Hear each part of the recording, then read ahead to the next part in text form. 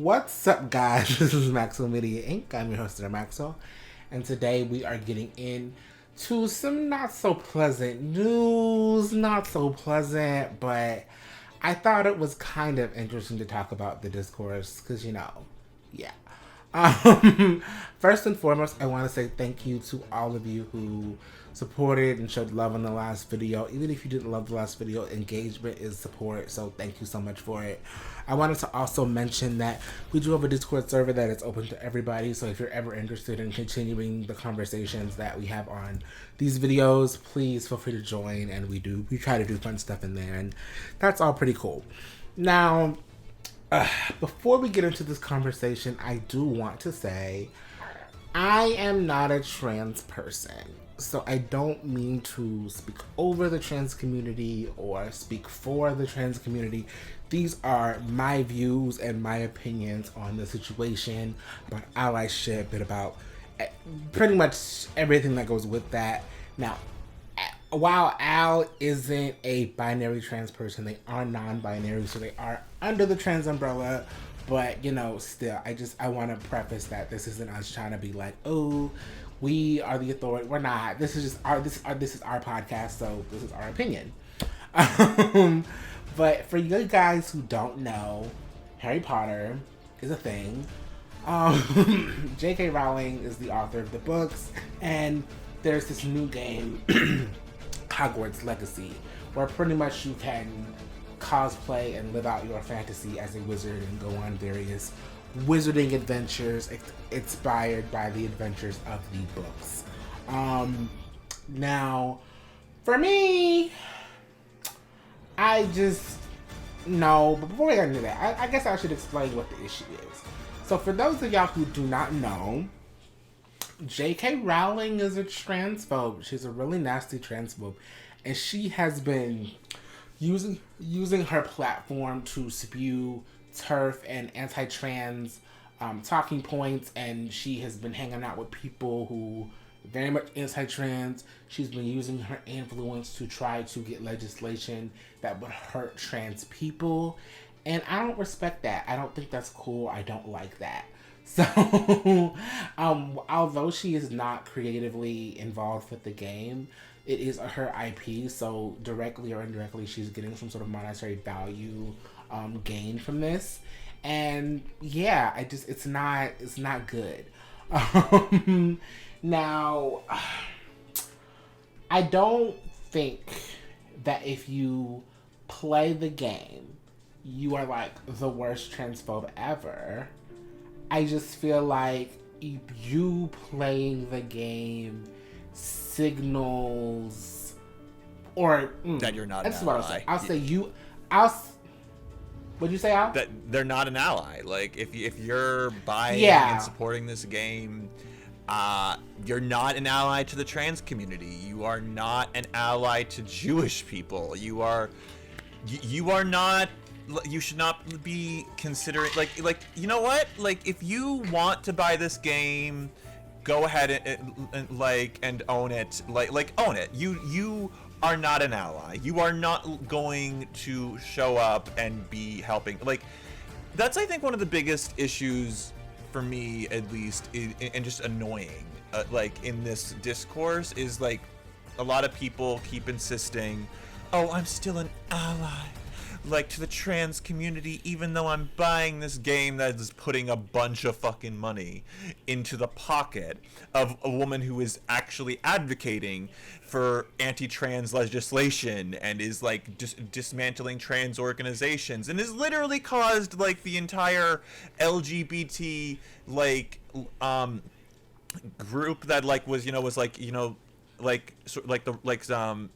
helping out at the BBC to be entirely thrown out. She is literally hurting trans representation, like the entire LGBTQ plus community. She is causing so much damage to our rights, and she's been going at this for years now. At first, it was small. It was little tweets that, like, and she was like, "Oh, it was a senior moment," liking Maya Forsetter's tweets about claiming that she was fired for saying gender is a fact, when in actuality she was like just didn't have her contract renewed for the fact she was making it a hostile work environment because she was just constantly talking about anti-trans stuff.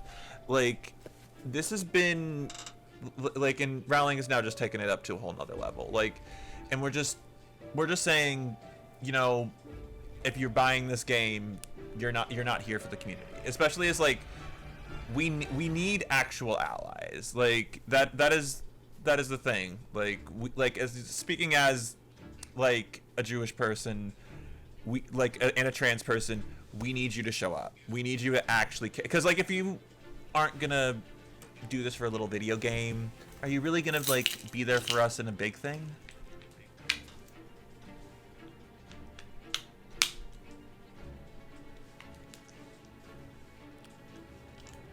Yep. Yeah. So what I was, I agree with all of that, by the way. What I was going to say is, I don't, because this is the thing about J.K. Rowling and the transphobia and all of that. I need y'all to understand, we are living in two different realities. We really are. Because when you go out into the real world, it's like, people really kind of don't know. And it's like, okay, because the other day I was in class, and this girl had it was a Ravenclaw shirt. It was just a shirt that said Ravenclaw on it. And I was looking at her shirt, and I was like, what kind of college is that? Like, is that a school? Like, what is that? And I was like, oh shit, bitch, it's Harry Potter. And I was like, girl, I thought that was a college shirt. It's fucking Harry Potter shit. Why you got that on? She was like, oh yeah, no, it's my Harry Potter shirt. And then the rest of the class continues to talk about their favorite characters. And I was looking around like, y'all don't know what's, see? And I was like, wait a minute, y'all really don't know what's going on, do y'all? And I think part of it is like an age thing, because I kind of have a situation where I'm going to two schools, a community college and a university. And at the community college, it's a wider range of people of all ages and whatever. And, you know, I think this girl had to be around, she has to be like 28, 29. So, you know, she grew up with the shit. And I'm just like, girl, so you don't know what's going on with the transphobia? And she was like, yeah, I think I saw something on the news about Daniel Radcliffe said something to her about a tweet, but other than that, no, I don't, like, what's going on? I'm like, she's really transphobic, and she has all of these anti-trans friends and talking points, and she's trying to get things legislated over in her country to make things harder for trans people and trans kids, and it's not good. And she was like, oh my god, I didn't know about that.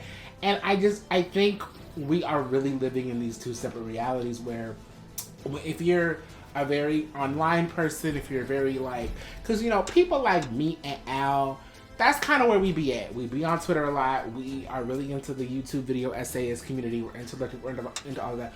We are constantly seeing when she is doing another tangent or rant or attack. But, like, I guess regular people in the real world aren't. Like, they're not even in the discourse. I feel like a lot of people are just like, oh, the game is out, I bought it.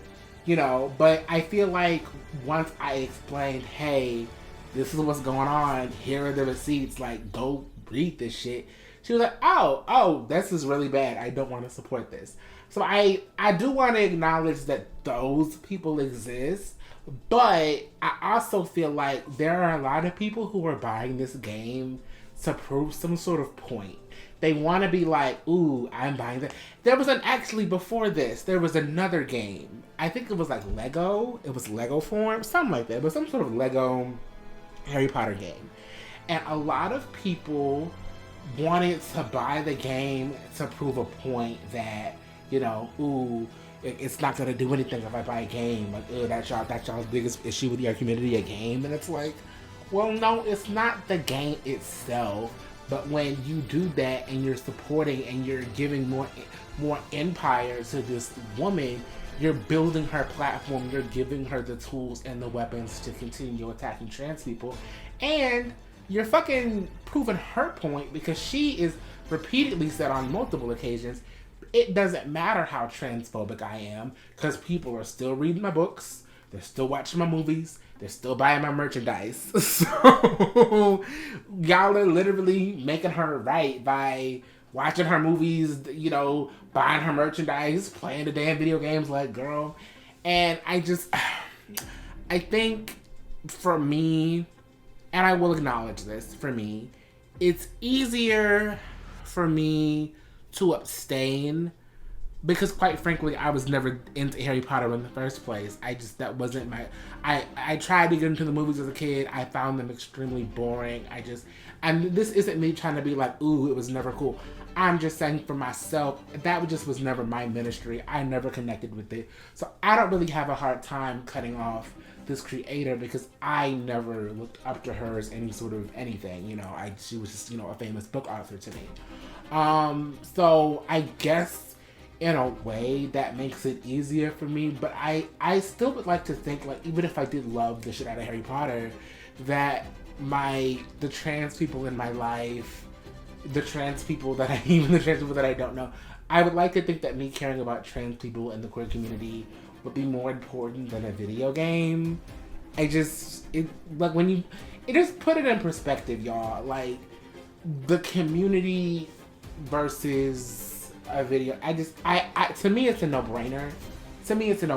But a lot of people, they just feel like people are trying to tell them what to do and people are trying to control their lives. And this is the thing. I don't think trans people are doing that. I just feel like they're saying, hey, if you support this thing, it's kind of a message that you don't support me. And I think that's okay. I mean, if you don't want to support trans people, you don't have to. But you can't have it both ways. Now, there are going to be some trans people out there who are going to be like, I don't care. That is not our biggest issue. Like, we have other issues besides her. Like, we have bigger fish to fry. For those trans people, if you buy the game and that's cool for them, that's y'all's business. But for a lot of trans people, you can't have both. And you're going to have to make your peace with that. So it's like I just said, what is more important to you? The game or you being in community or you being in allyship with transgender people? Al, what do you think? For me, there's just so many levels to this. I grew up really loving this. And I'm gonna also say this. I've also played other Harry Potter games. Like, I played the Prisoner of Azkaban video game for countless hours. Like, same with the Goblet of Fire one and the Order of the Phoenix one. And these games were important to me growing, like Harry Potter as an IP was something really important to me growing up. Like, I was functionally literate to like 3rd grade, and then I just like sort of jump started it with my mother, like, inspiring me to read the Chronicles of Narnia. And from there, I literally read the 2nd book, like Chamber of Secrets, to the 6th book, like Half-Blood Prince, in about a week. I'm not even understating that. I devoured books. I was like always breaking the records for readership numbers. Like I read the entire Warrior series in a summer. Like, and those were like, if you know the Warrior Cat series, like back in, like, it was like when around this year the 7th book came out, like back in like 2009, 2000, like that was a lot. No, probably even earlier. Yeah, like, that was a lot. I was very, very just down bad for that series. But for me, it's there's so many other issues with the series. Like the transphobia, I want to be very clear. As a trans person, as a as a non-binary, like flexing between male and agender, the transphobia is terrible. Rowling is vile on every single level. She is doing so many things to harm the community, on every level, and it breaks my heart that like when I was a little kid and you know she was my inspiration for wanting to be a writer. I literally had like little essays like that I write, it being like I want to be a writer like J.K. Rowling, because like in a lot of ways those books were a bonding thing for me. Like I was actually really down bad for that series. Like I used to go to like the midnight premieres like in costume with my I was a nerd. I was a full-on Harry Potter nerd, and it was a big bonding thing with a lot of my friends and my mother and my sister. But there was always like things in the series that bothered me, like the house elf stuff, like with Hermione wanting to free the house elves and the series dismissing her and kind of ridiculing her for it, like while like saying, oh, the elves like being enslaved. It's like who, like it was just very, there were a lot of red flags. But like I think like one thing that was like the most interesting to me is like my father always told me not to like bring up Harry Potter around my aunts and my extended family. And I thought it was because like, you know, I'm a little autistic kid and I like to talk about fantasy stuff and Harry Potter and other stuff, like that was my interest. But then I like found out from my aunt actually like about a few years ago, she's like, yeah, I actually asked your father not to have you talk about those books because I didn't want my kids to talk about those books. And she's like, honey, I understood you needed, like, you were really into the books because you were reading the books. She's like, but like there was anti-Semitism in it, and I was like, there was, and like I come from a mixed like a Judeo-Christian family, and she's like, yeah, honey, there's a lot like the whole thing with the goblins, like and my aunt used to like get mocked for her nose a lot, even like that what is a thing that a lot of Jewish people get mocked for is our noses. And especially like we'll get into that with in the anti-Semitism section about noses and the goblins in that. But there was just it breaks my heart that J.K. Rowling has spiraled so much, but like at the same time this is where we're at by now. And like the thing is, earlier you mentioned, you know, being like we live in two different realities, and I agree with you. There are a lot of people who do miss these things, but at the same time I also think this information has been in the news cycle several times. Like I don't think it's really difficult at this point to really get through people's heads. They might not understand the full gravity of it, but like once you really look, like the transphobia is just so prevalent, like it's so all over the place that like past a certain point I don't think people have an excuse. Like can you really use the ignorance excuse anymore? I'm like, how do you not know? How do you not like have an understanding of this thing going on? Like if you know about the IP at this point, like, and there's so many news outlets that cover it as well, I feel like they should know. And I'm like for other trans people who are like into this game and everything, like we've been talking about this for a while about why it's bad, and like there are gonna be there have been a lot of people who come up and being like, I'm gonna buy it anyway. In fact, I'm gonna buy several because to piss off the libs, like, or whatever. And I'm just like, I don't really like. I'm like, okay, you're gonna be a bigot, you're gonna be a piece of shit, fine. Like I expect that from y'all, but what's really frustrating is that a lot of people in this discourse like to claim like fall on like cis tiers, so to speak. They're like, we're being bullied for playing this game. Like there was like this thing of like this couple like streaming the game, and they're like, the comments are so mean to us, we're just doing our job. And I'm like you're playing a transphobic video game with a bunch of anti-Semitism in it. You are not the victim for playing a video game. And there's also like a lot of these people who come in claiming, oh, like I'm still an ally if they buy the game, or I'll donate more money to a trans charity for them. Like I'm like keep your money either way. How about you like just don't buy the game? Because like there was a great analogy someone made. They're like, do you think Harry Potter would appreciate you giving him $85 if you gave 80 to Voldemort? Like, J.K. Rowling is a full-blown bigot. She is literally pressing for the erasure of our people, and it has set back a lot of queer rights in a variety of different corners while claiming to be an ally. She's poison, and people, you can't be an ally at this point in saving, because it's like there's a lot of people who try and use the argument there's no ethical consumption or capitalism. Like, that is for necessities, that is for food, that is for clothing, where like there is no clothing that is not to some degree like doesn't get materials from a sweatshop or unethically sourced or uses pesticides in the food or something. Like there is no ethical consumption in that factor, but like that is for necessities. Like, this is a luxury. Like a video game is a luxury. You do not need like the Hogwarts Legacy fantasy. Like, look, I would have loved to have played this game years ago, because again, I loved playing the Prisoner of Azkaban and stuff growing up. I loved exploring Hogwarts. I loved, going through the moving staircase and like going into the different classes and different dungeons, and like having that feeling of experience of being in a world outside my own that's mystical, that's magical. That I'm fighting evil, that I'm standing with friends. But that's not the world of Harry Potter anymore. Like, if you want to fight evil, if you want to stand friends, you can't buy this game. Like you need to actually be there for trans people and for Jewish people. That is like if you're not going to do this on a smaller scale, why would I expect you to do it on a bigger scale? Yeah, I think that's a really, really good point. I was talking to one guy about it, because I'm meeting. When you go to university, you meet so many interesting people, because it's like I've never been in an environment before where sort of a debate could happen at any moment, and I feel like college is an interesting place for that.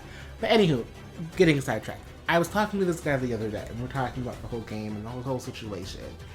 And he kind of like broke my brain a little bit, because he was talking about, because I was like, yeah, like, girl, you really should be buying that game. Like, that is really not ethical to do that, at least in my opinion. And he like bit back at me and was like, Elijah, I just saw you had Chick-fil-A for lunch. And I was like, okay, fair point. Still, I think it's really hard to examine the parts of us that kind of fall short sometimes, because it's like a lot of times when I go to Chick-fil-A, I'm like, I really forget. Like, people have to remind me sometimes. I just, I think.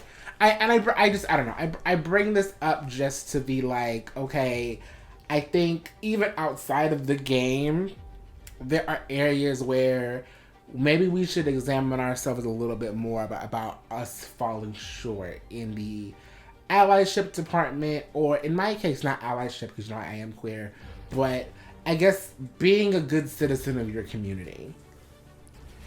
Yeah, I agree with that. Like, because like, that is something that I've kind of felt a little frustrated with in like even like as a non-binary Jew, I feel frustrated with members of my own community sometimes, because like white goyish queers kind of have a habit of centering themselves in discussions and really like leaving out Asian, Black, Indigenous, and Jewish like voices in the discussion to really sort of make it about their own thing. Like, I remember there was like a lot of tweets even from other trans people that like said, oh, I'm gonna buy this game because like like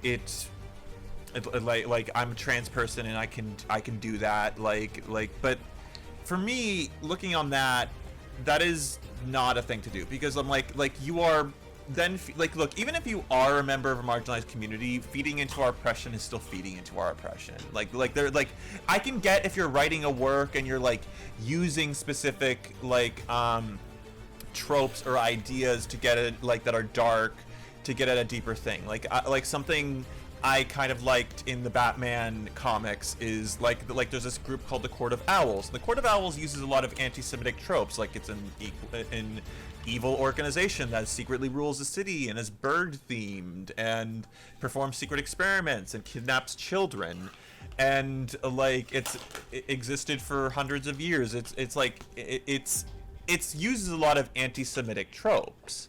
But the thing is, in the comics, Batman is a Jewish man, and he is actively fighting against that. So like there's the use of anti-Semitic tropes in order to push a positive Jewish message, because Batman is literally fighting anti-Semitic tropes in this. But this is like on a consumer level, this is a very easy thing. Like you should not be giving J.K. Rowling money at this point. Especially like considering the number of trans people she has harassed, that she has caused, like what she has done to Jesse Earl Jones or Jesse Gender recently was just so unprovoked and evil and depraved. Like, and Council of Geeks, Vera Wild, literally I saw her TikTok get like she just said, if you buy the Hogwarts video game, you're not a trans ally, and she got ratioed and attacked. She even made up a new account to escape the harassment on her old account, and they found it within less than an hour. There are people like there are a lot of trans people under attack, and you should not be buying this game. You should not be coming in and being like, oh, I'm an exception. You're not the exception, okay? Like there is no exception to bigotry and oppression. It is always going to find its way back to you. And something else that's really frustrated me that I did really want to touch on in this discussion is a lot of white goyish queers kind of just center it around the transphobia and don't really talk about any of the anti-Semitism in this game. And again, we're going to get into that later, but what really provokes me and just elicits a lot of resentment and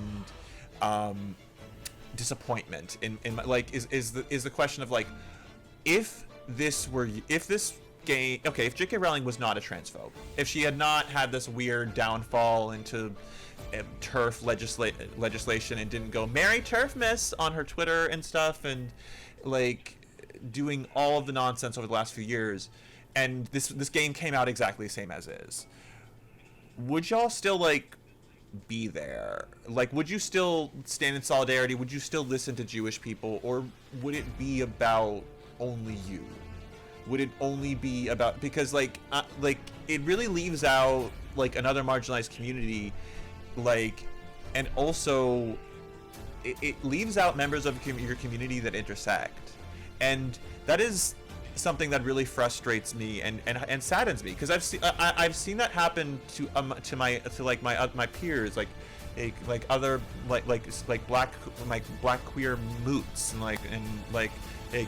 my queer Asian friends. Like it's really heartbreaking seeing them put in like a weird imposition so often, in like about like where like one part of your identity is sort of discarded. It's like, oh, you need to support this because you're this, and I don't, and like it's, I just really ask a lot of people, like, if this wasn't just like, if this didn't directly affect you, would you be an ally? Because like this, I can't wait to get into this, because the anti-Semitism in this game, I have a lot of receipts, I have a lot of tweets, threads, and sources on this, because it's just this game is an anti-Semitic nightmare. The series has always had anti-Semitism problems, but this game is just oh mama. So before we get into that, I guess since we're kind of already there, I guess I just sort of want to wrap up this segment of the conversation. So at this point, where I stand with it is, for myself, I just feel like a lot of the crux of the issue for a lot of cis people is they feel like you are calling me a bad person if I buy a video game. And I feel like that is them what's the word? Is it being hyper? I guess it is being a little hyperbolic, because it's like you're taking something that somebody says and you're raising it to the upkeep level. Now, there are some people out there who are probably going to think that, sure, but the majority of trans people or people who are speaking about this publicly are just sort of like, no, we don't think it means you're awful. It just means that you're not you're not sitting with us, and that's okay. I mean, there's no law that you have to support trans people, but you can't have it both ways. I think a really good example for me in my own life is, okay, story time. So at work, I work in a restaurant, and during a period of where we were not busy, I was talking to one of my homegirls, and we and her were talking about, how people give golden retriever energy. And, because, like, there's this one guy there that he's just so friendly and happy, and he has long, shaggy hair, and he gives golden retriever energy. He just does. And I guess one of his friends overheard me, and he heard half my conversation and made a bad assumption. So he comes over to me, and he's like, you know what animal you give? You know what you look like? A gorilla. A monkey. And I'm just like, and me and Sophia both look at each other like, did this just happen? I'm like, girl, not a gorilla. Like, that's just the most racist thing you could say. Like, you couldn't pick nothing else. Like, that was just, and like, literally everybody that I told about it who was white was kind of appalled. Like, oh my God, I can't believe that he said that. But you know what's funny? Everybody still like chops it up with him, and they're all still cool, and everybody's still besties with him, and everybody's always chopping it up. And it doesn't matter, because at the end of the day, it's a job. We're not there to be friends, we're there to work.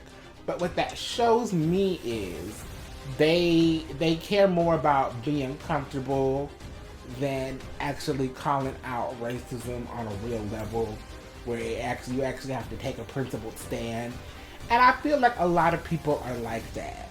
I feel like a lot of people like the abstract idea of, oh, okay, it's 2023 now.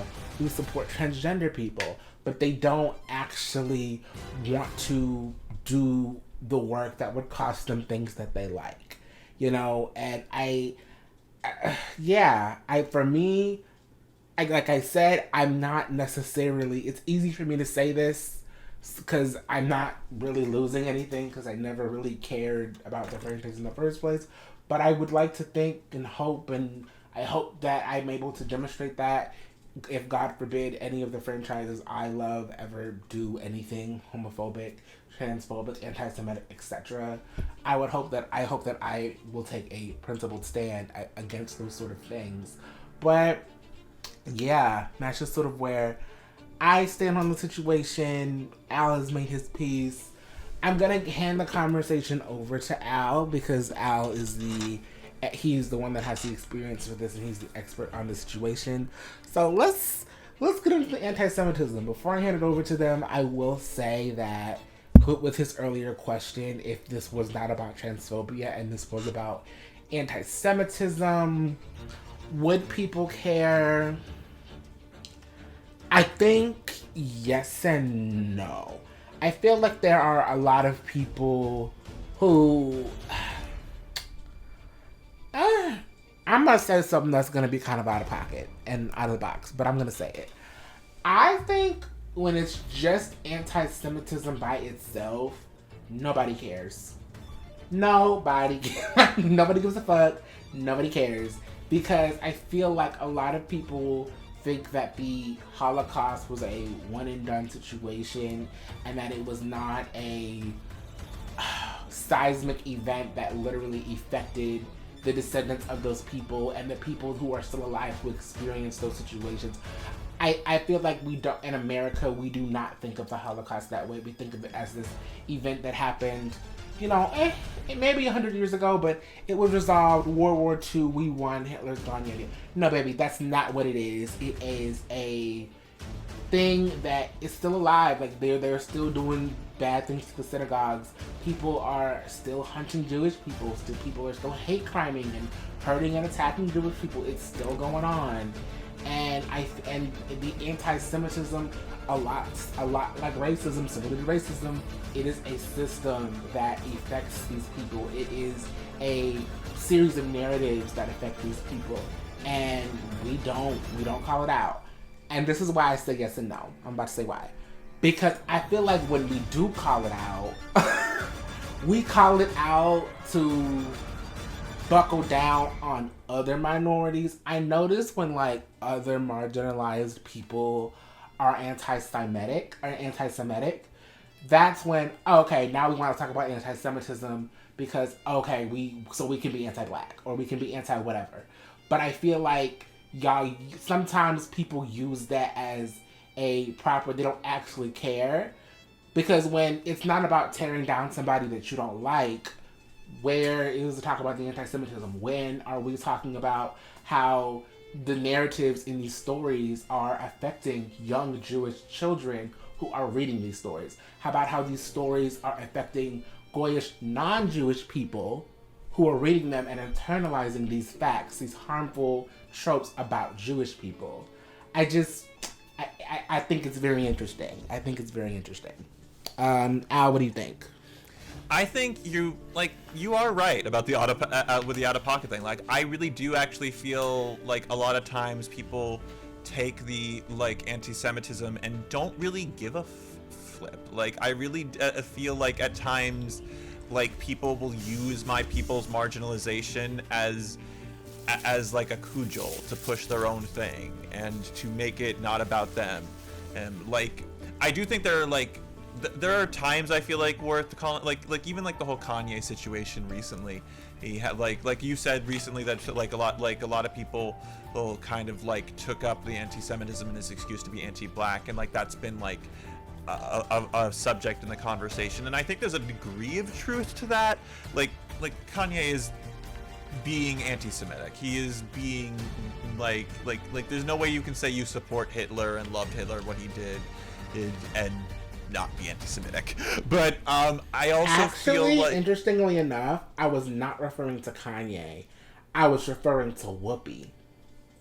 Oh, right. I remember when the Whoopi situation happened, Whoopi was wrong and Whoopi immediately apologized. But people like really still took her to task, hung her on the cross, acted like she was the worst anti-Semite to ever do it.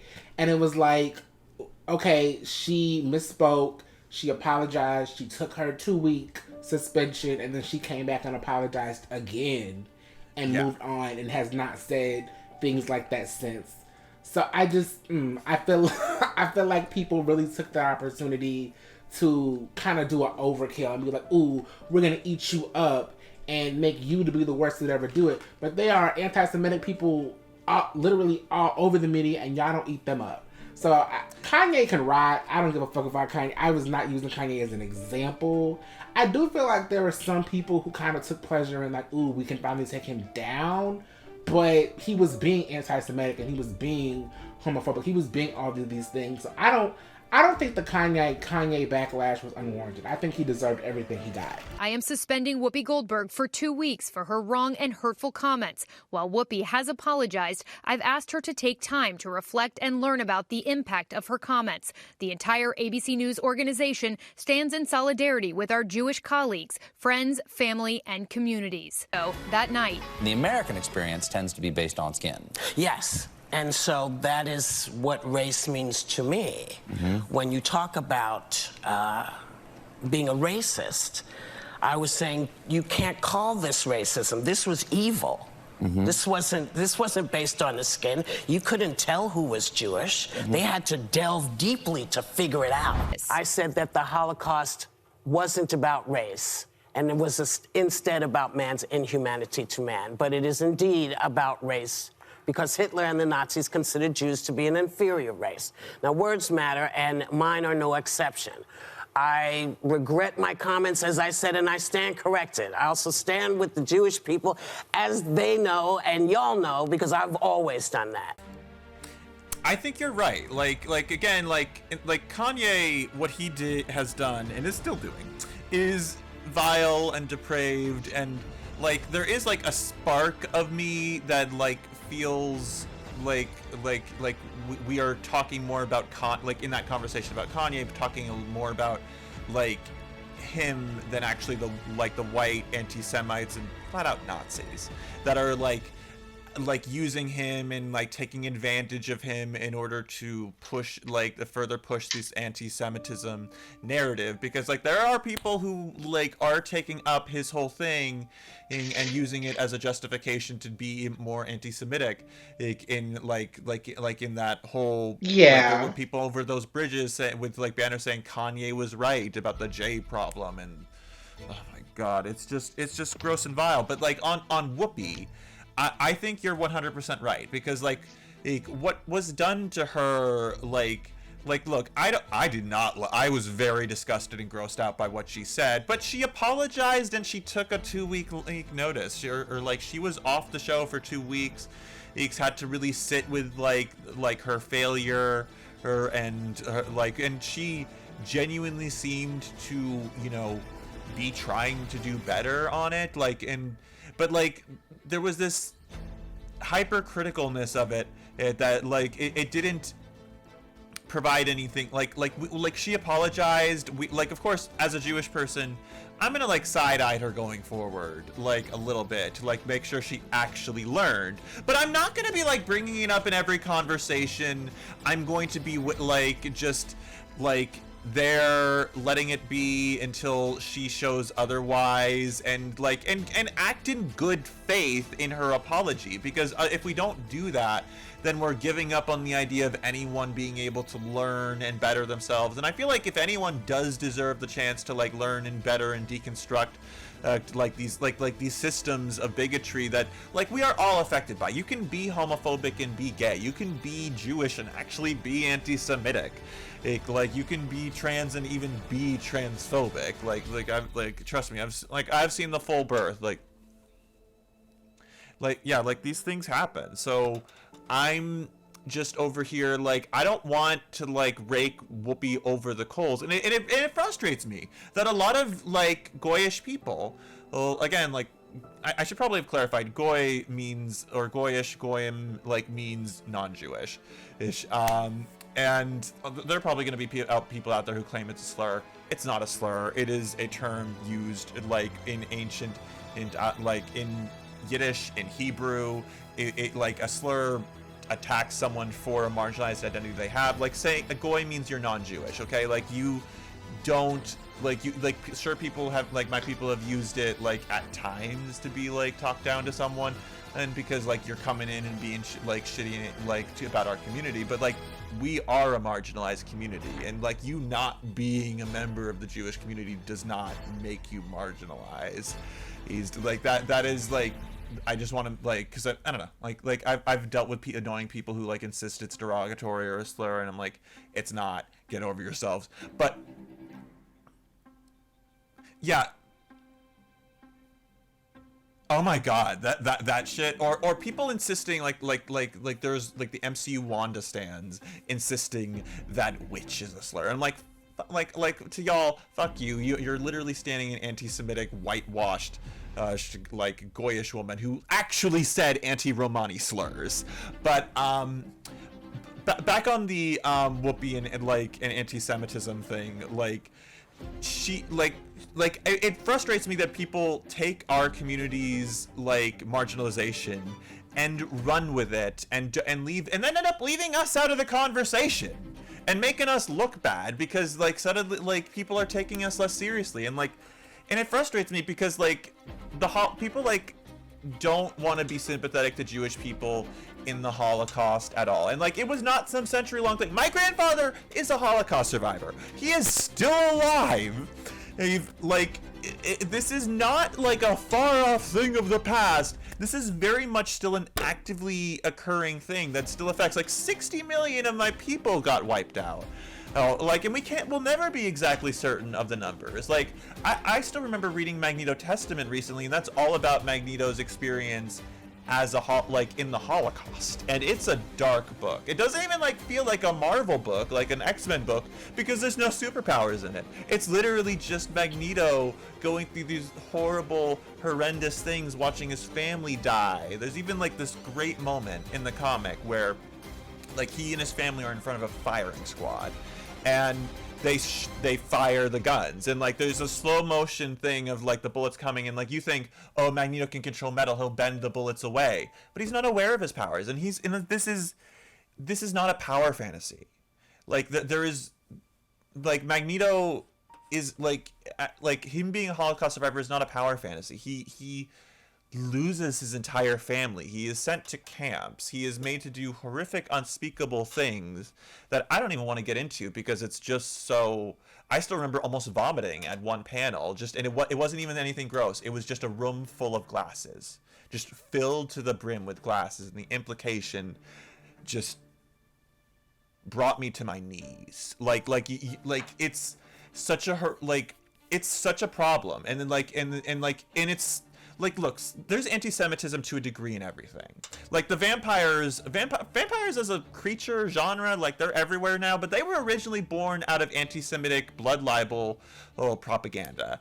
And if you like vampires, I'm not going to be saying you're anti-Semitic. That's not like there are things that are like based in anti-Semitism that have grown so far apart from it that largely they're really not, like, you can't like say that they're still engaging in the same thing. However, that doesn't mean it can't if certain if it's one like it's inherently one red flag. If it's several red flags, if it's like several little things, like as we've talked about like First Kill before. I love First Kill, but like that show in itself also has a few different red flags that like line up with each other that are a little anti-Semitic. But in just the wider discourse around like Harry Potter and like in our issues, it's always getting taken out of our hands. It's always getting dismissed, and it's still relevant. It's still a problem, and especially it shows in this game. This Harry Potter, like the thing is, Harry Potter. I'm gonna do like a few breakdowns of like different angles to the anti-Semitism, like starting with the books. So in the books, the goblins like are anti-Semitic caricatures. They are literally very closely resembling Nazi propaganda, with the exaggerated nose, the balding head, and with like the wispy hairs on the side. And like pointed noses for Jewish people have been a long-standing thing. That's the whole reason witches in a lot of like, you know, fictional reality, like with the long pointy nose, that was actually again based in anti-Semitism and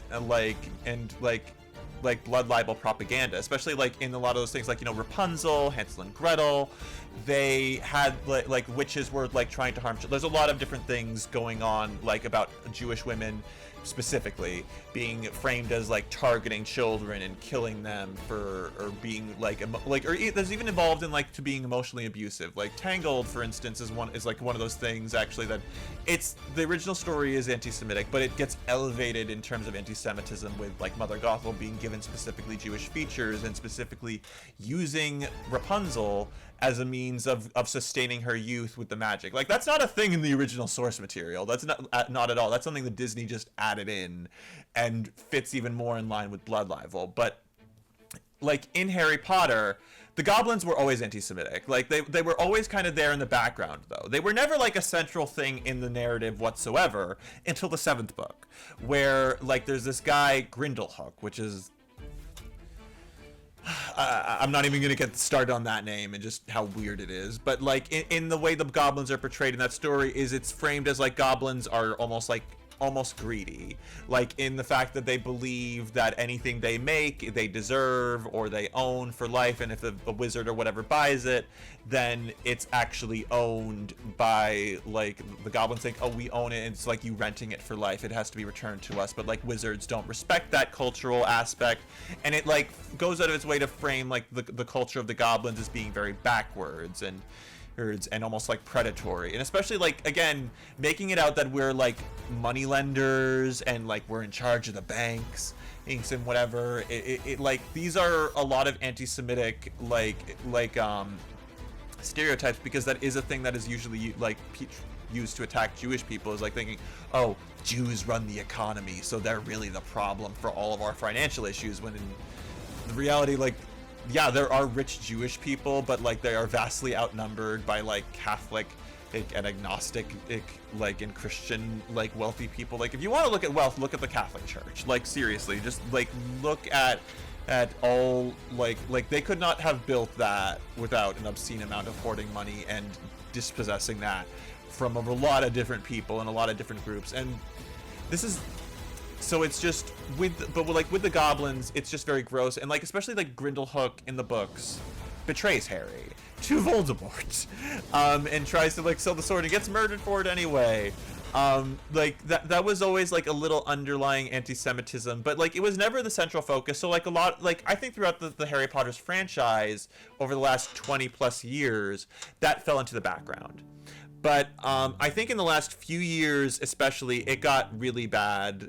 Like especially like with this video game, like there's even like, so the video game's developer actually for this game, it turns out during the like one of the cycles, like the news cycles about this game, it turns out the game developer, the guy who was in charge, was actually a former right-wing YouTuber who pushed out a lot of anti-Semitic bullshit. Like I'm failing to remember his like name right now. I'm gonna quickly, like I have so many things in front of me, like Hogwarts Legacy. Like it was just pervasively disturbing how much he like got this going, how he caught like there's no believable thing to me that he did not like take the anti-Semitic things and go ape shit, because like the goblins are the main villains of this game. They are working with dark evil fascist wizards and trying to kidnap the main character and I'm like, so that's like again an aspect of blood libel is like them trying to kidnap and harm children, and they like, so like the anti-Semitic stand-ins get elevated. They're adding more traits of anti-Semitism into this game, and like apparently, as I've not played the game, but I've heard this from several people.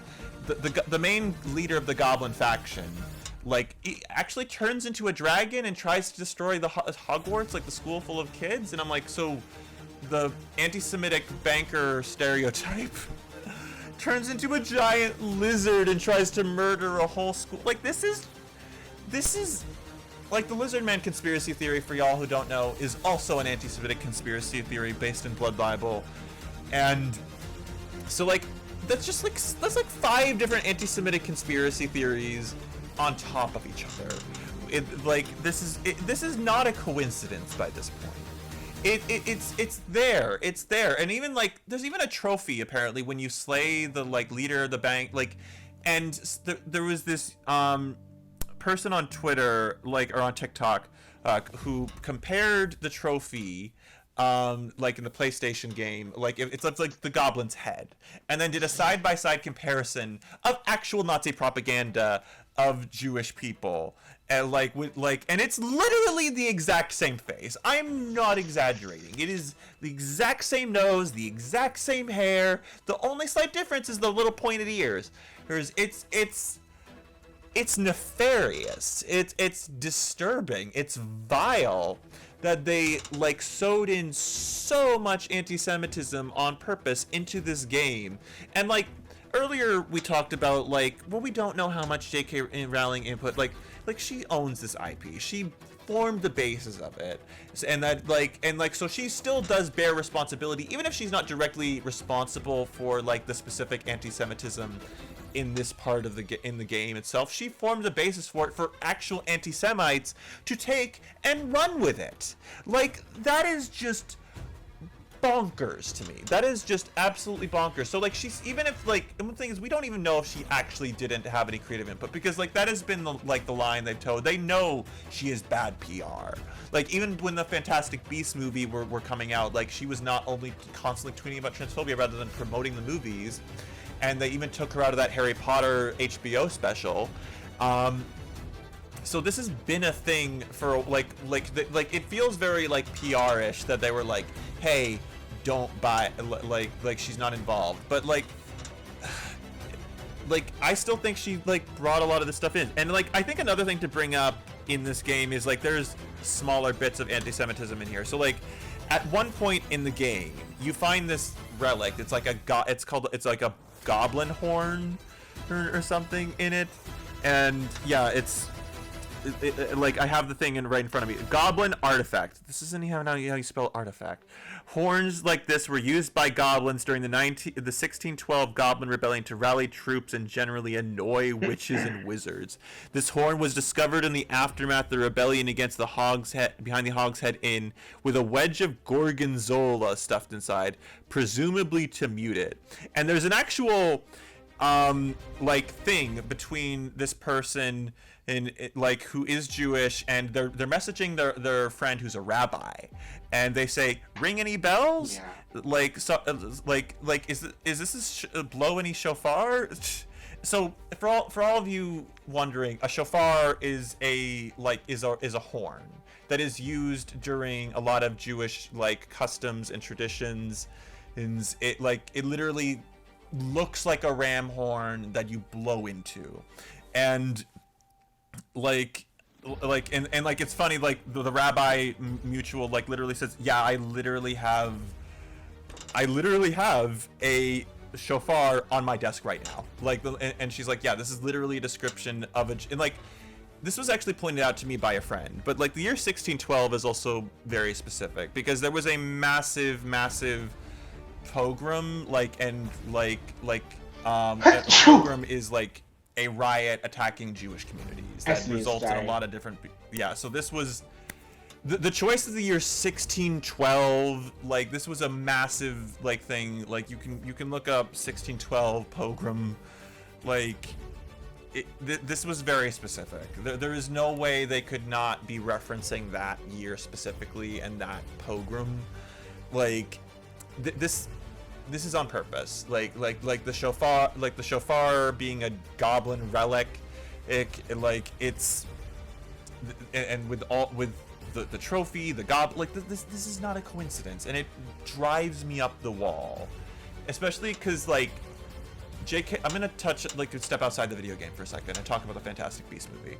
So in the Fantastic Beasts sequel, The Crimes of Grindelwald, there is a there was a it's fine. There was a specific thing in the climax of the film where Grindelwald brings all the wizards together, and like he's been a general shit throughout this entire film. Like, he literally has killed people and like tried to manipulate people, but he also barely appears in the film. And so he gets everyone in here and uses this weird skull spong thing to show visions of the Holocaust, and then starts saying, this is what humanity is bringing upon itself, and this is why we need to rise up and take them over to prevent them from destroying themselves. And they're like literally using images of the death camps, like in Auschwitz, in this whole thing. And it's so gross to evoke imagery of the Holocaust that drastically affects Jewish communities while perpetuating a ton of anti-Semitism. This is co-opting our marginalization, our history. And what's especially gross is in this movie, like, Grindelwald is framed as a manipulator. He is framed as a liar, like, specifically, who, like, they're like, oh, he, like, sees the future, but he bends the truth to get people to do what he like, this is like playing into Holocaust denial narratives, because you are having someone who is specifically framed as unreliable and evil being framed as either A, using the Holocaust to the image in the story of the Holocaust to get people onto his side to be a fascist, because he is framed specifically as like a wizard fascist in these films and in this narrative and in this, like, in the lore of Harry Potter. So he's not, and like, you're like, is he actually trying to stop the Holocaust? Because then that creates the question of like, should we be rooting for him? Because like, if we're not rooting for him, then you think, am I not trying to prevent the Holocaust? Like, it's just such stupid questions and such a stupid premise, especially as like none of the protagonists like actually seem to be taking this vision of the Holocaust seriously. No one's like trying to fight or prevent the Holocaust. And what's also really gross is that Tina Goldstein, the sisters, the main, like, Newt Scamander's girl, like, love interest in those films before she got booted for calling out J.K. Rowling's transphobia, and the other girl, like, like J.K. Rowling has specified they are Jewish, and like Tina's sister, Rosie or whatever, runs off to go with Grindelwald, but not because she sees her Jewish brethren getting murdered in camps, but because she wants to marry Jacob the Muggle. Like there is like so like a Jewish woman is not actually even like showing up for her community, and so like you're kind of thinking like, okay, if a Jewish woman isn't caring about the Holocaust, why should I care about the Holocaust? Like there's so many levels to this that are just gross. Like why is this writer it's not appropriate to take what happened to us while putting out all this bigotry, while also like going in a lot of ways to like frame the bad guy as like actually good for trying to prevent the Holocaust, or just trying to say that like he's using the imagery of the Holocaust to get people on his side to do his evil bidding. Because then it's just using like even if he is doing that in the narrative, that's not appropriate for the writer to do, especially J.K. Rowling. I don't think you should be using Holocaust imagery or the Holocaust in fiction like this at all if you're not Jewish, because like there's a very specific way to go about, like I don't think you can go about this thoughtfully or meaningfully, because this is such a traumatic and horrid event that takes up such a big part of our history. And again, like I had 4 great uncles that were lost to this event. My grandfather lost an eye to this whole thing. Like the tragedy can never be measured. Like you could I could spend the rest of my life listing off like just some of the names and of those lost in the Holocaust. I could never get them all because they're forever lost. It is a tragedy, and again, this wasn't just Jewish people. Romani people, black people, queer people, of several different demographics were also like targeted and wiped out, and it frustrates me so much that J.K. Rowling, who once even claimed that, oh, the one trait I hate most in humanity is bigotry, is literally putting out so much anti-Semitism and transphobia and other nonsense. Like it's you know, can it's I just say mind-boggling.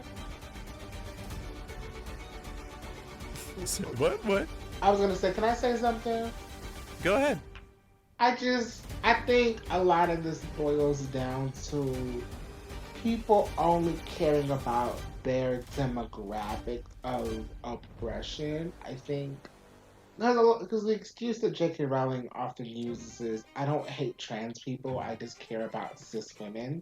Or she says women, but we know she means cis women. But like, fuck you. Because it's like, that hyperfixation of you thinking that you're helping cis women out, which number one, you're not. But let's pretend that you are helping out cis women. You really feel like your desire to put cis women first is more important than literally everybody else on this planet. Like, that's ridiculous, that's selfish. But J.K. Rowling is not the only person that feels like this. I think people of all marginalized identities, and there are individuals or groups of individuals that feel like this. And I feel like conversations like this are really important, because a lot of this stuff I'm just, quite frankly, uneducated and ignorant on. So just you just taking the time to sit and break everything down and explain it is really helpful and meaningful for me as a black woman that wants to fight all oppression and all bigotry, not just homophobia and racism, because those affect me. I want to fight fucking everything. But a lot of people, they don't want to fight everything, and that's how you lead to a lot of clashing between communities. You know, I think, you know, we talked about it earlier with Whoopi and Kanye, but there's been a lot of beef between Jewish people and black people in America, and I think that's really unfortunate because both groups have been through such traumatic experiences. I think these little tips come from individuals really just sort of prioritizing their own experience when that's not really all that matters. Yeah, we have there's a lot of intersections to our marginalization that and it frustrates me, especially like even within my own community, because like I've seen anti-blackness in the Jewish community, and I'm like, can you like not fucking do this?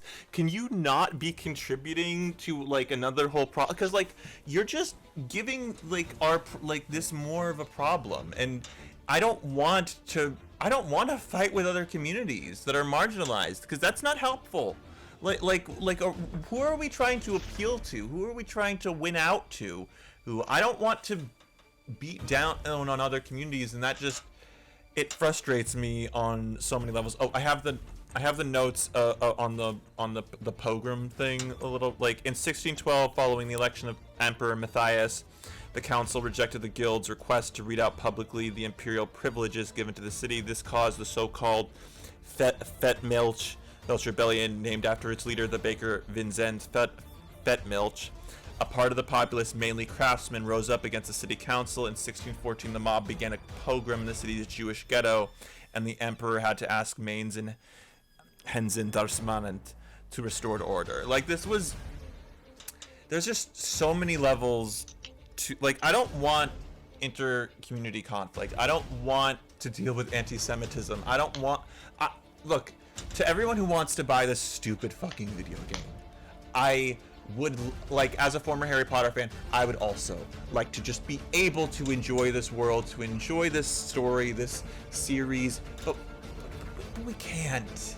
Okay, we can't. Like this is actually affecting the real world. We are actually being marginalized. We are actually under targets, because like the whole, like I don't like falling back or thinking about the Holocaust or having to say never forget, because but the whole reason we say never forget over and over is because we've been targeted many times over, and other communities have been targeted many times over and been destroyed and harmed and lost so many people and voices, and it can happen again. And like, it might seem small on one level, but it can snowball so quickly. It can get so big so fast, and this is a video game, okay? Like, you're not contributing directly to, like, you're no Jewish or trans person is directly going to drop dead. It's not like if I don't believe in fairies causes a fairy to die, like in Peter Pan. Like, it's not like that. But if you buy this video game, are you going to be a good neighbor to me, say, if a situation like what my grandfather had to do when my great-grandmother found her silver stolen, and looked out the window and saw her maid making out with a Nazi guard, and told my great-grandfather to go over to the next door, we need to leave now, and hit at the neighbors, and then they came that night, shot up their house? Are you going to be the neighbor to shelter to someone like me? Because I don't think you're gonna do that if you buy this video game.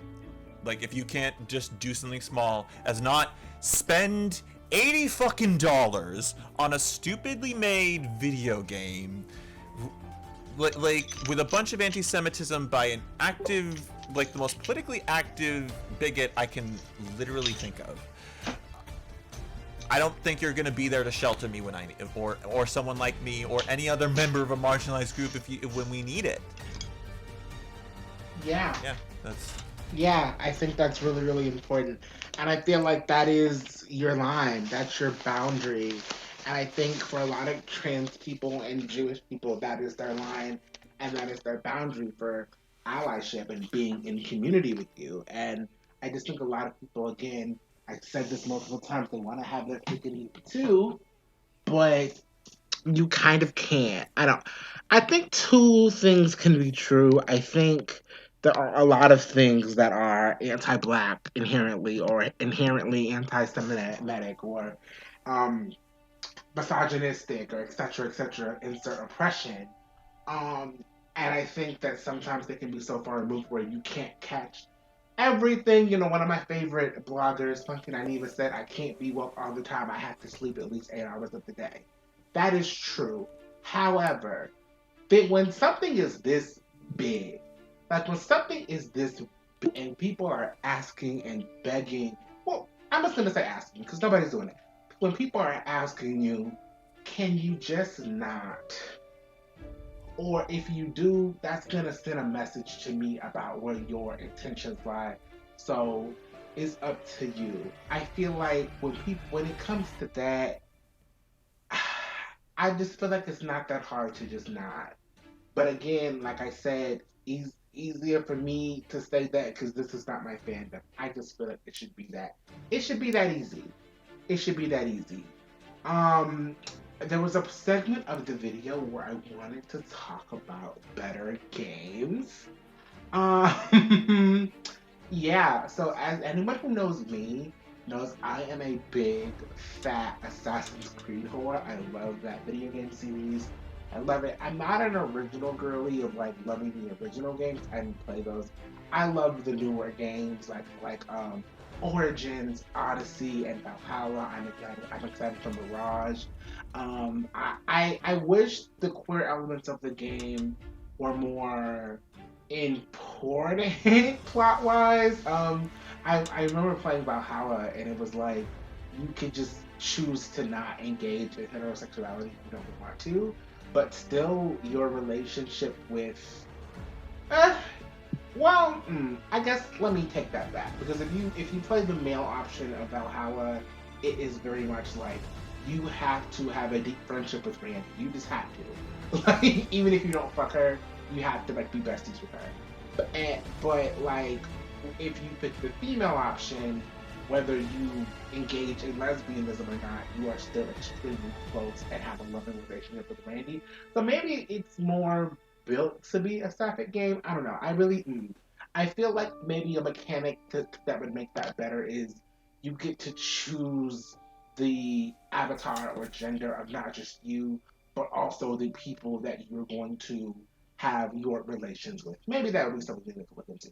But the Assassin's Creed games, aside from all that, I love them. They're fun. They're cool. I was gonna call this section Better Wizard Games, but I'm just gonna call it Better Games, just because another game. Now y'all don't judge me for this game.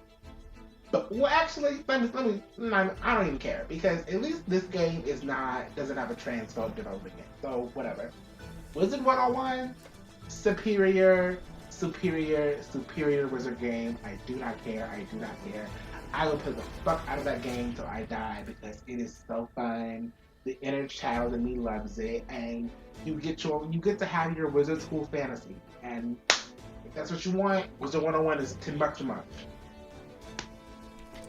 I think that's a great point on because if you want the fantasy, if you want the wizard, there's right there. You can play that. Or just throwing this out there, I know we talk a lot about don't support the Harry Potter video game like this one, and I'm like, but you know what, honestly, even if you wanted to go back and play one of the older ones or something, or like you can buy it on eBay, like Harry Potter and the Prisoner of Azkaban on a PlayStation 2, or I don't know, find an old disc or something from and play it on PC. There's ways you can still engage with that aspect of the Harry Potter universe without directly contributing to the massively anti-Semitic game, and using the older media from the franchise as your way in, And I also just want to I play a lot of video games. I am very down bad for God of War. If you want a magic game, God of War is where it's at. In fact, honestly, the story in that series, the characters are so perfect. They kind of just make everything in the Harry Potter franchise look like muck in comparison. It's actually almost hysterical, comparing Hermione to Freya or Kratos to Harry. Kratos runs a bajillion laps around Harry in terms of actual character development, actual you can even turn into a wolf and a bear in God of War Ragnarok when you're playing as Loki the sun. Sorry spoilers, but there's a lot of fun magical stuff and great characters, and you know what, no anti-Semitism, no transphobia. and even if Nope, no transphobia. In fact, there's actually like a decent amount of gay representation, or like even like sort of like in the background a little bit. Like there's a real like I didn't find out about this recently, but there's like a mini story arc like where you go through the series where you find out about these two gay lovers, and like at first like I was like you could think, oh well, it's just in the background, but in actuality that whole thing was actually written like put in there about two gay men who formed a relationship and like together, playing or like no not playing like working on God of War, and then one of the guys unfortunately passed away like due to like I believe it was epilepsy. Like he had an attack, it was and he passed away before Ragnarok came out while they were still working on it, and like they added this quest line into the game as a love letter to this man and for his boyfriend who was also working on the game. And that is truly wonderful and beautiful, and I think a beautiful like that is good intentions, and that is good development and good thoughtful things in there. Oh, we didn't even talk about Sirona, the trans character they just added into the Hogwarts Legacy thing, that like literally named it Sirona Ryan. I'm still like baffled by the weirdness of like naming your only trans character that was very blatantly added last minute and naming them Sir. It's like I don't know how they thought that was okay to do, but that's just so gross, so gross. Throw it over to you, Maxwell. I do have some other suggestions afterwards, but just yeah. I mean, those were I don't know how I fucking missed this, because this game is everywhere because of the Netflix adaptation. I mean, not Netflix. I'm sorry, HBO Max adaptation. Last of Us, great game with great LGBT representation in it. Yeah, like I mean, like the game, like one of the characters in that game, yes. Bill in the game, it does play into some homophobic stereotypes, and especially tropes of that era. Like The Witcher 3 literally has the exact same story with a gay man whose lover hangs himself, and leaves the boyfriend alone from society. But like the show fixed that, so I'm happy with that. Like Neil Druckmann, I think, definitely learned from his time, and also the writer of The Last of Us, Neil Druckmann, I'm like 95% sure he is Jewish, actually. So like actually support Jewish creators. Like I have problems with, like, especially in the Last of Us sequel, but Neil Druckmann like is a Jewish creator, and also like even specifically like Ellie's love interest in the second game, who is like a main character,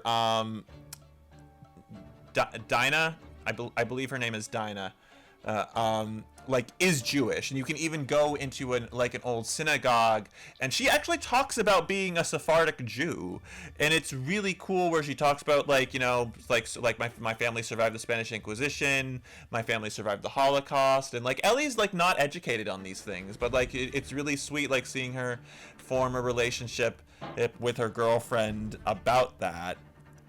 And it's nice to have in there, to have an actual Jewish woman be a main, and like especially like she's allowed to have Jewish features as well. Like she has like not an exaggerated but a decently prominent like nose, like a nose like my aunts used to have, or still have, and like, well, used to have in the case of one of my aunts. One of my aunts did have a nose job, but like that was her choice. Ooh, it's giving Rachel Green.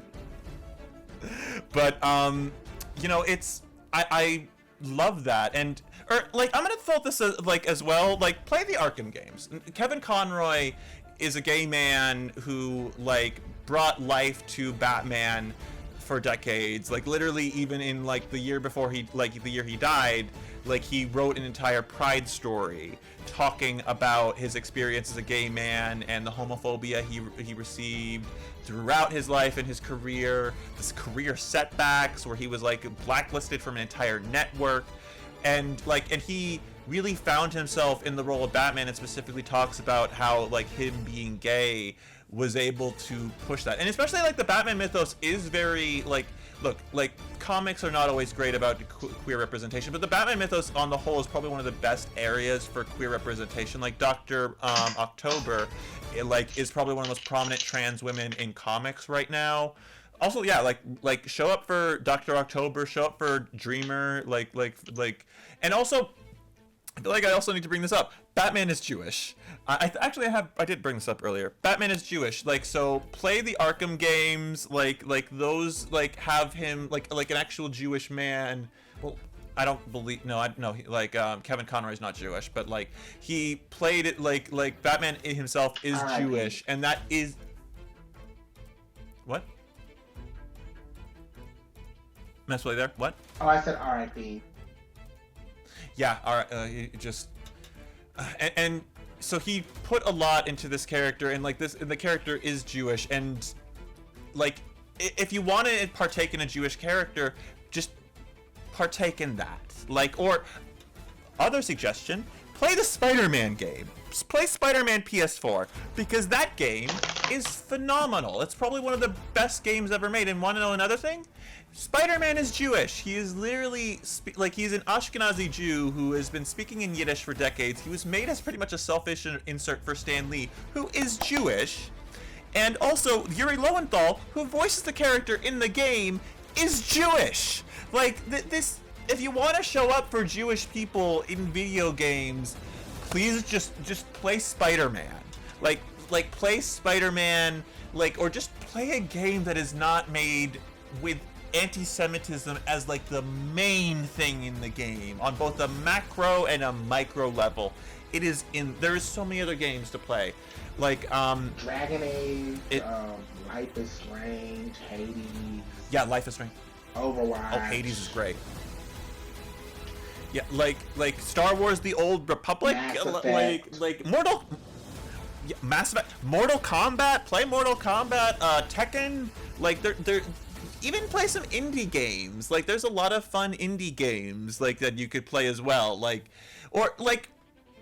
I'm gonna step outside the box a little bit here. So Gotham Knights, is a game about Batman's successors. It came out recently, got very mixed reviews.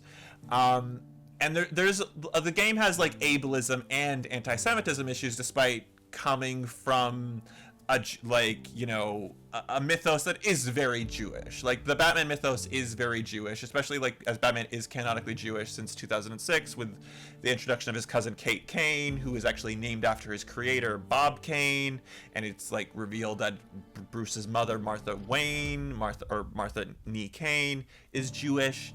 Like in that game, they do play into anti-Semitism because they make Jacob Kane, Martha's brother, and Kate's father, the leader of the Court of Owls. So that ends up making a lot of the deconstructions of negative Jewish stereotypes into actively anti-Semitic Jewish stereotypes, because you're making a Jewish man the leader of a secret, hundreds of years old organization that is mind controlling and kidnapping children and experimenting on people and performing experiments to extend their lifespan and stuff. This is like a lot of different but I'm gonna say with that game, it feels like an honest mistake. It feels like that game, like the anti-Semitism, I want to make very clear, is abhorrent and really on a lot of levels vile and sickens me. But I can go into that game and genuinely feel like this was like something that they didn't mean to do. Like this was something they tried to do a mix up, because like comics change up the mythos all the time. Like this happens very frequently, throughout. Like there's like a ton of Elseworld stories, like even just in Batman discourse, there are people who try to be like, Batman does use guns, and it's like an Elseworld comic nobody liked.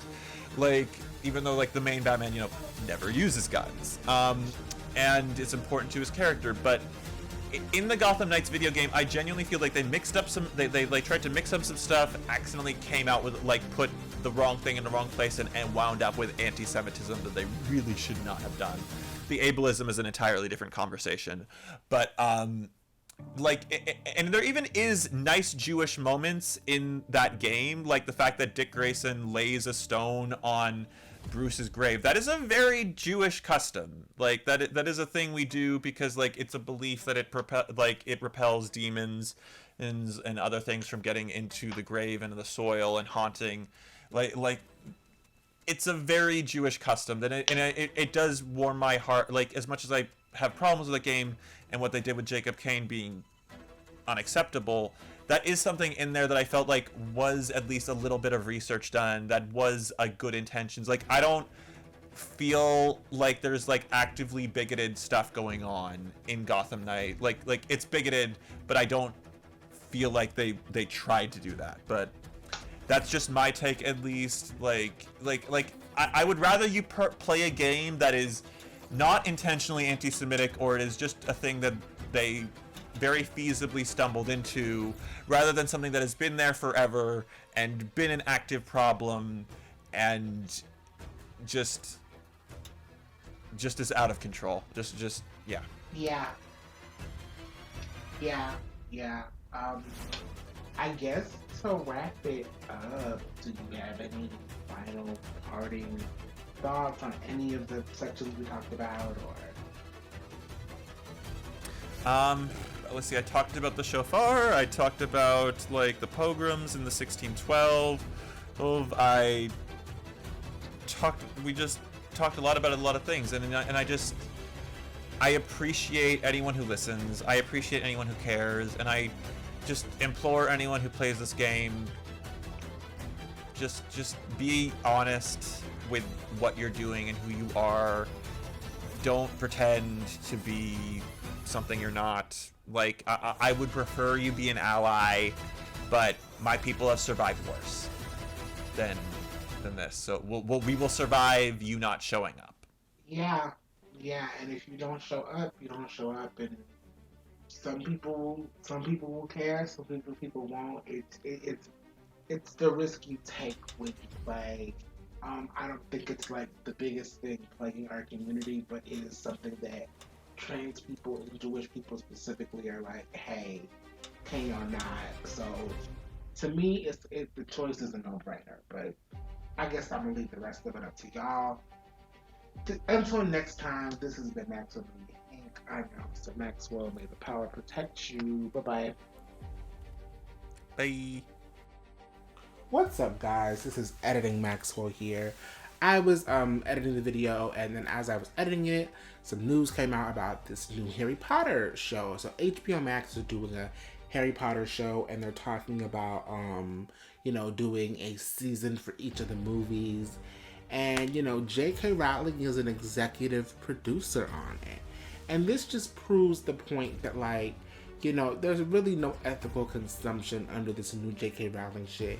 And also the idea that trans people are this radical force that's coming in, taking shit away from her. It's not true. She's still getting money. She's still getting paid. She's still in business. And, and nobody really seems to give a fuck on the behind the scenes level, J.K. Rowling will be an executive producer of the upcoming Harry Potter TV series. HBO Max content chief declines to comment on J.K. Rowling's transphobic remarks after announcing the Harry Potter TV series. He quotes and says, "Our priority is what's on screen. The Harry Potter story is incredibly affirmative and positive and about love and self-acceptance," which is to a degree true. So why can then be offline spreading literally the opposite? Why go and spread negativity and hate? Why would that be the goal? That just makes no motherfucking sense. But anywho, this just proves my point, because it's all these trans people not buying the game, all these trans people saying this and that, all the queer backlash, it has never stopped nobody's money. Dave Chappelle can say whatever the fuck he want. He still get his Netflix special. J.K. Rowling, she can go off and do whatever she wants and be transphobic and get legislation against trans people and trans kids. She's still platformed.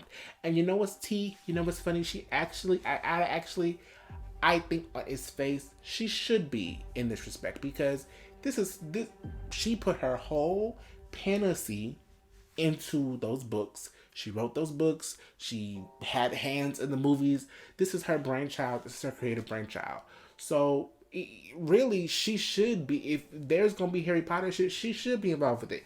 It's her shit. So so this is my point in saying that you cannot divorce J.K. Rowling from Harry Potter. You cannot, because that is her brainchild. She wrote the shit. She wrote the shit. It's her shit. So there's just no ethical consumption under Hogwarts. You cannot ethically consume her shit. At least her new shit. You can't ethically consume the shit. So, yeah, that's where we are with that. That's where we are with that information. Anywho, this has been Maxwell Media Inc. I'm your host, Max One with Power Protect You. Bye bye.